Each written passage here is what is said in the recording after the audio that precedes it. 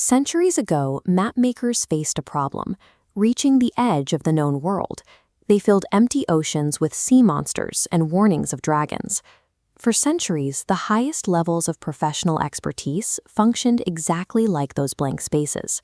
We measured the results of brilliant lawyers and strategists, but the internal process of their thinking remained entirely unmapped. This is the black box method. An expert produces a sophisticated solution, but cannot disclose the architecture behind it. The result is genuinely impressive, yet the explanation is uncertain, and the method cannot be taught. Professional culture often rewarded this opacity. We treated the expert's inability to articulate their process as evidence of a rare, mystical judgment. At one prestigious London firm, this culture was personified by a lawyer they called the Princess. She was revered for a magic that allowed her to instantly identify hidden pressure points in complex disputes. Her career rested on the old equation of professional success: unexplainable talent amplified by massive institutional weight. The firm profited from her gift, surrounding it with endless documents and billing in 6-minute units. Clients mistook this institutional process for divine providence. Her sudden dismissal changed everything. Once stripped of the firm's institutional amplification, her reputation vanished. Her former colleagues dismissed her track record as a series of lucky guesses rather than a stable cognitive process. Without the firm to validate her, she had to prove her genius was actually a reproducible method. In her exile, she began using artificial intelligence. The machine acted as a cold intellectual mirror. The interaction was defined by friction. The AI was indifferent to her former prestige. It constantly demanded explicit instructions, effectively forcing her to show exactly how she arrived at a conclusion. This process revealed a technological limit. AI can only operate within and amplify a defined structure.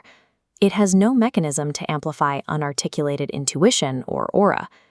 As this source notes, form is the reproducible architecture through which intelligence generates results. By forcing her to provide that architecture, the machine revealed that her magic was actually unarticulated speed, a sequence of operations happening faster than speech. She spent months reverse engineering her own mind, transforming that implicit speed into a formal, explicit architecture. She began naming the territories she previously flew over in the dark. The first layer was orientation, determining what kind of world a problem inhabited before trying to solve it.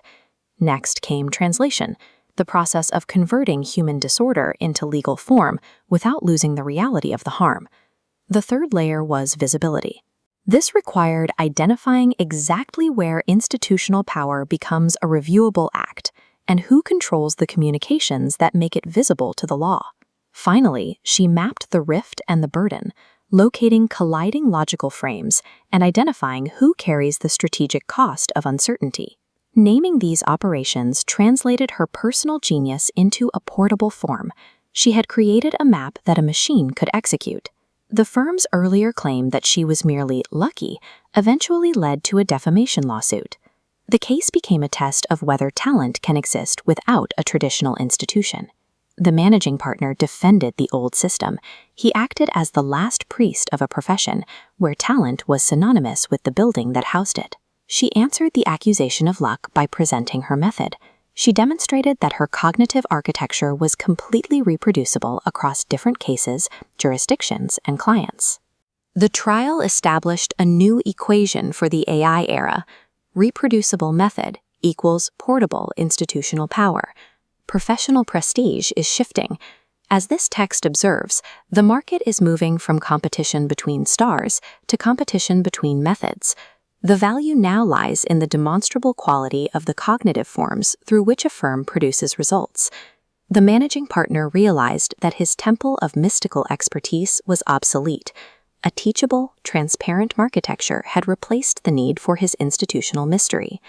Humanity has acquired the ability to map its own cognitive machinery. We can now decompose complex intellectual work into methods, protocols, and decision architectures. The dragons at the edges of our old maps were never monsters.